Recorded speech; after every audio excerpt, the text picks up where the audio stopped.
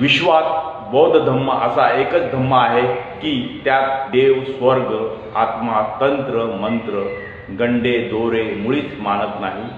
बौद्ध धर्म असे सांगतो की तुम्हाला वरिष्ठाने सांगितलेले म्हणून ऐकू नका, ग्रंथात लिहिलेले आहे म्हणून मानू नका, परपरंगत चालत आलेले आहे म्हणून मानू नका, लोक एखाद्या मार्गाने जातात म्हणून तुम्ही त्याच मार्गाने जाऊ नका, जे तुमच्या सदविवेक बुद्धीला पटेल तेच माना, जर पटत नसेल तर मानू नका।